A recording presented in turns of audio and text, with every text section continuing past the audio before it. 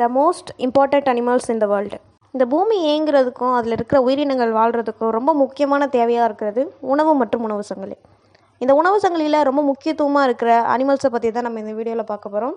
In fact இந்த அனிமல்ஸ்லாம் இல்லை அப்படின்னா இந்த பூமியை அழிஞ்சு போகிறதுக்கு கூட வாய்ப்பு இருக்குது.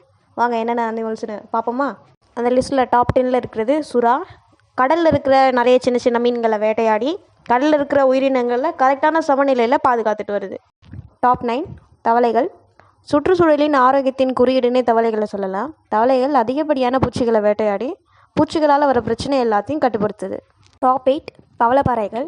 பவளப்பாறைகள் கடலில் இருக்கிற 25% உயிரினங்களுக்கு உணவுக்கும் இருப்பிடத்துக்கும் ஆதாரமாக இருக்குது. கடலோட வேகத்தையும் பவளப்பாறைகள் தடுக்குது. டாப் 7ல் ஓநாய்கள் தான் இருக்குது. காடுகள்லேயே ரொம்ப அதிகமாக வேட்டையாடுறது ஓநாய்கள் தான். புல்லை மட்டுமே சாப்பிட்ற விலங்குகளை வேட்டையாடி கட்டுப்படுத்துறது மட்டும் இல்லாமல் காடுகள் சமநிலையாக இருக்கிறதுக்கும் பாதுகாப்பாக இருக்குது. டாப் 6 யானைகள். காடுகளில் இருக்கிற பாதைகள் நீர் தொட்டிகளை உருவாக்குறது எல்லாமே யானைகள் தான். காடுகளோட அமைப்பை அப்பப்போ மாற்றுறதும் யானைகள் தான். டாப் 5 வவ்வால்கள். பூச்சிகளோட எண்ணிக்கையை கட்டுப்படுத்துறதும் ஒரு சில மகரந்த சேர்க்கைக்கு உதவுறதும் விதையை ஒரு இடத்துலேருந்து இன்னொரு இடத்துக்கு பரப்புறதும் வவ்வால்கள் தான் பண்ணுது. டாப் 4 மண்புழு. உழவர்களின் நண்பன்னே மண்புழுவை சொல்லுவாங்க. மண் வளத்தை பாதுகாக்கிறதுக்கும் தாவர வளர்ச்சிக்கு ரொம்ப அவசியமாகவும் இருக்குது. டாப் 3 எறும்புகள். எறும்புகள் ஒரு இடத்துலேருந்து இன்னொரு இடத்துக்கு போகிறது மூலயமா மண்ணை வளப்படுத்துது.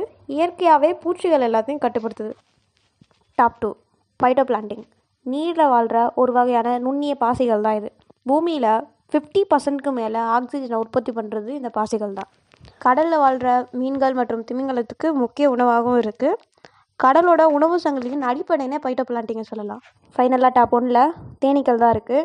உலகத்திலேயே 75%க்கு மேலே மகரந்த சேர்க்கைக்கு தேனீக்கள் உதவுது. உணவு சங்கிலியின் அடித்தளம்னே தேனீக்களை சொல்லலாம்.